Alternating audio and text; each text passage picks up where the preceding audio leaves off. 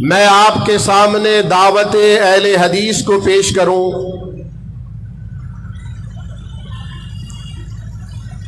اس بارے میں بات کرنے سے قبل کہ دعوت اہل حدیث کیا ہے، پیغام اہل حدیث کیا ہے، پکار اہل حدیث کیا ہے، میں یہ ضروری سمجھتا ہوں کہ لفظ اہل حدیث پر چند جملے آپ کی خدمات میں پیش کروں۔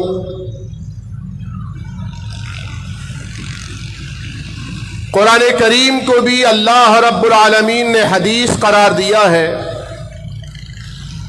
فرمایا اللہ نزل احسن الحدیث، اللہ نے بہترین حدیث اتاری ہے، اور نبی کریم صلی اللہ علیہ وسلم کے کلام کو بھی حدیث قرار دیا گیا ہے۔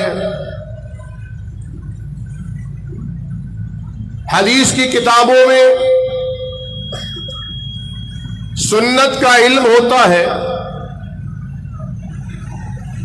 تو جس چیز سے سنت ہم تک پہنچتی ہے اس علم کو علم حدیث کہتے ہیں۔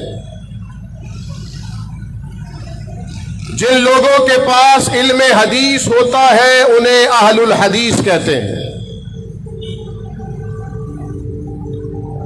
یعنی دوسرے الفاظ میں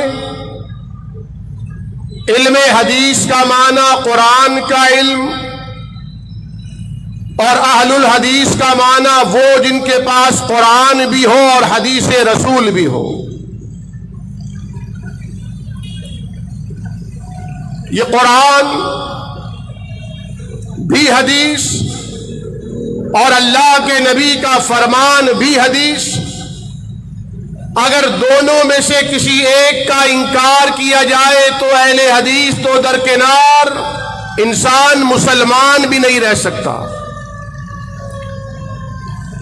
اس لیے میرا دعویٰ ہے کہ روئے زمین کا ہر مسلمان جس طرح اہل سنت ہے اسی طرح اہل حدیث بھی ہے۔ کوئی اہل حدیث اپنے سنی ہونے کا انکار نہیں کر سکتا، اس لیے روئے زمین کا کوئی سنی بھی اپنے اہل حدیث ہونے کا انکار نہیں کر سکتا۔ جسے سنت سے پیار ہے وہ اہل سنت، اور سنت کا ماخذ حدیث ہے، جسے حدیث رسول سے پیار ہے وہ اہل حدیث ہے۔ تو اب دعوت اہل حدیث یا پیغام اہل حدیث کوئی گروہی بات نہیں، تفرقے اور افتراق کی بات نہیں، بلکہ جو دعوت قرآن کی ہے وہی اہل حدیث کی ہے۔ وہی دعوت جس دعوت کو لے کر امام کائنات، فخر موجودات، اولین و آخرین کے امام، سید الرسل، مولائے کل، خاتم النبیین، جناب محمد الرسول اللہ صلی اللہ علیہ وسلم فاران کی چوٹیوں پر کھڑے ہو کر رب تعالیٰ کی توحید کا اعلان کرتے ہیں۔ قولوا لا الہ الا اللہ تفلحوا تملکوا العرب والعجم۔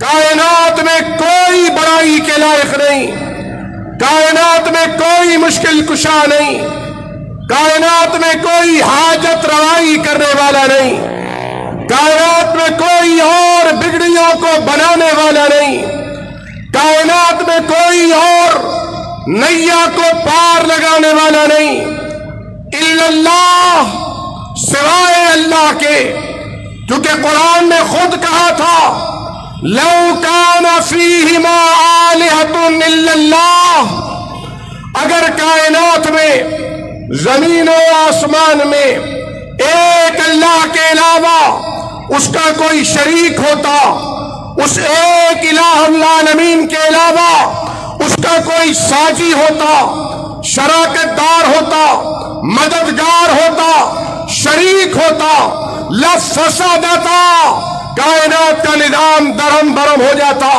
سیارے باہم مل جاتے، سورج اور چاند اپنی جگہوں کو، مقام کو، مدار کو، ڈیوٹی کو، اوقات کو ترک کر چکے تھے، لیل و نہار کا نظام بگڑ جاتا، موسموں کے آنے اور جانے میں رکاوٹیں پیدا ہوتی، رات آتی اور جاتی نہیں، دن طلوع ہوتا اور رات کو آنے نہ دیتا۔